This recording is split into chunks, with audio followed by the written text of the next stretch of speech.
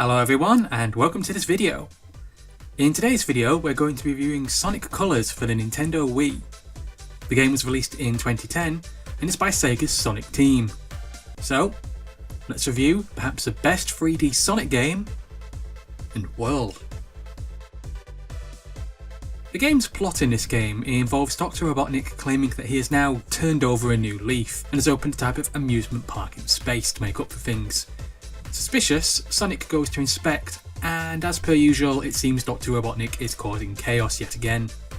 This time he has enslaved a bunch of alien life forms, known as the Wisps, and has also enslaved their queen at the same time.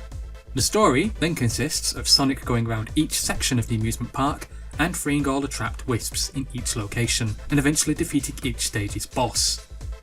It's the basic story of Sonic has to stop Dr. Robotnik and save everyone, but this time the story actually works much better because it's actually Sega listening to people and just making a game about Sonic, and just Sonic and no one else.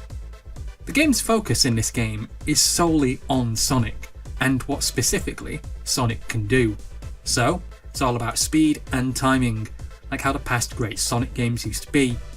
None of this nonsense like what Sonic Heroes forced upon you with stuck together characters or odd free roaming open world bits like what Sonic Adventure 1 had.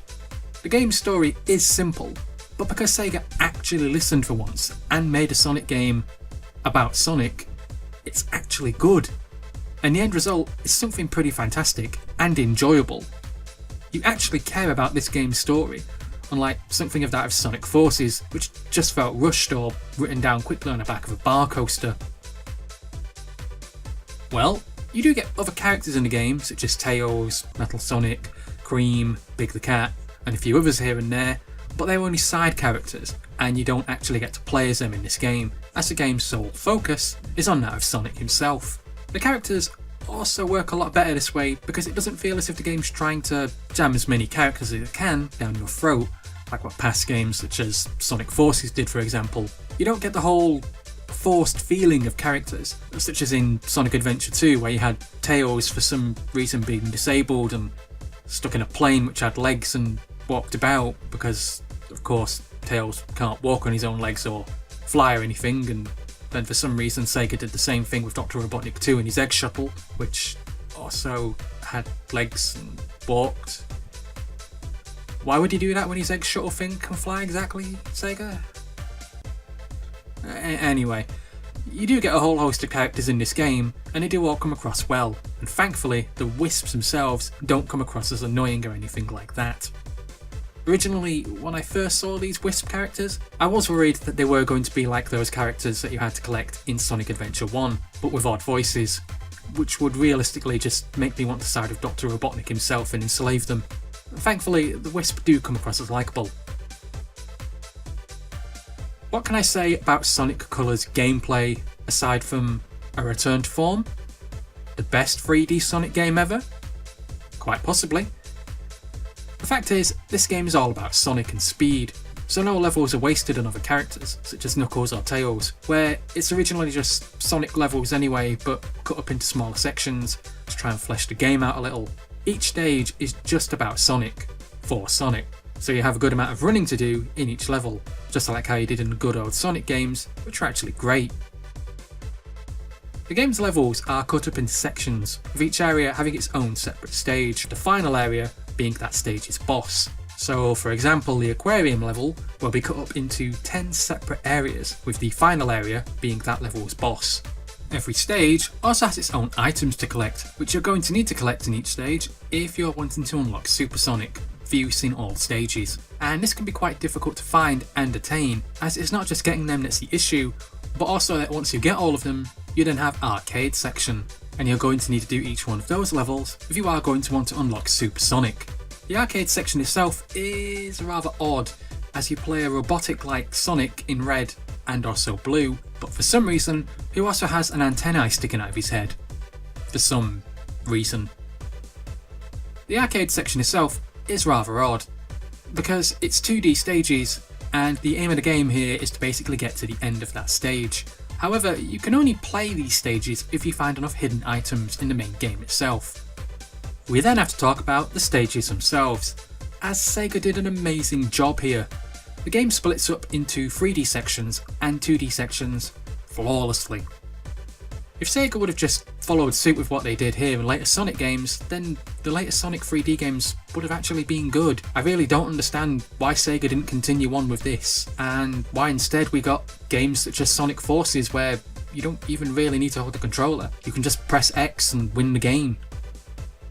The gameplay here for Sonic Colors truly is Sonic at its very best, which just makes it a very bitter pill to swallow because Sega pretty much did everything right here. So how did they screw up so badly for the later titles? Appearance wise, the graphics are nothing short of pure eye candy. You have all sorts here to keep your attention from waning, ranging from running around in space with flashing lights and laser beams going off, to running around a massive aquarium with giant robot fish and plants everywhere. The graphics are just pure beautiful, with everything running smoothly and no slowdown occurring even when running at very high speeds. Everything looks colourful, and even in dark sections of the game, the graphics really burst out and make you go, wow. Nothing looks like reused material here graphics wise, and the game does an amazing job with its graphics, bringing to life the buzz bombers and the choppers and all the other past Sonic enemies from the previous games. You don't look at them and think they're rushed or purely designed, but instead look and go, wow, that's really beautifully well created. I really like how this character or how that character comes across. I can't praise this game's graphics enough for Sonic Colors. I didn't feel bored once playing this game because everything just looks so fantastic and just keeps your eyes focused on what's happening all the time. Even when running at high speeds, racing against motobugs, your eyes are assaulted with the game's graphics because it will have you running on a beam of light while space shuttles battle each other around you and laser beams are firing off everywhere.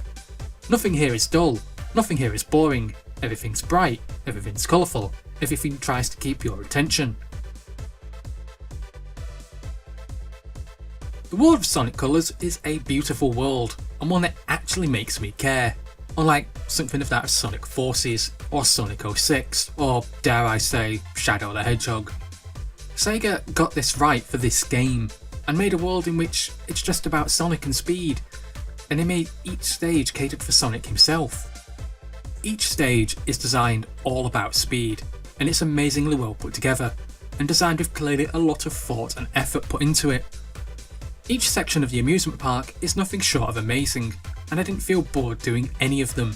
You don't feel like any of them are a chore, or that any of them are just reused materials like what past and future 3D Sonic games have been doing. The Interstellar amusement park is designed very well, and each stage is laid out so that it just gets better and better the more you progress. Sega clearly took a lot of time and effort when developing how this game's environment was going to come across, which really does make you wonder what happened with the later titles, because other games such as Sonic Generations doesn't have anywhere near amount the attention that this game's level design and everything else has had put into it. It really is a beautiful world, it's been very well designed and had a lot of thought put into. I only wish that Sega would have done more for later games such as Sonic Generations, which we all know was just nothing short of a massive disappointment. Sega actually got this right, and took what fans said about all the criticisms and everything else, and then went away and actually made a good 3D Sonic game. It's got everything fans wanted from a Sonic game, and realistically speaking, this is the true 3D Sonic game that we should have gotten all those years ago, and not what we got with Sonic Adventure 1. The game keeps to the facts, that Sonic is fast, and that he's got to go faster. It's like the past great Sonic games, such as Sonic 1, 2 and 3. This does that, but in 3D, and also in 2D sections. It doesn't ignore one for the other, and mixes the two styles together perfectly. This really is the best 3D Sonic game you can play. And herein lies the problem. Sega have the best 3D Sonic game they have ever made, and what does Sega do? They release it solely on the Wii. No PlayStation 3, and no PC release. Instead, they just released it on the Wii, and nowhere else. Yes, there is a 2D Nintendo 3DS version, but that's not the same thing. Why Sega didn't release this game on anything other than the Wii is mind-boggling.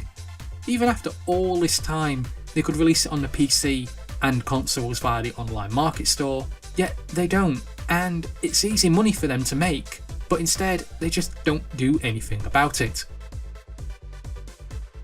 If you do have a Nintendo Wii, then you have to have this game, especially if you're a Sonic fan, because it is a return to how Sonic used to be. However, if you are just wanting this game, then it's rather unfair, as it means you have to go out and purchase a Wii console and the game, which is rather annoying because Sega have a great Sonic game here. Why don't they just release it for the other consoles and PC?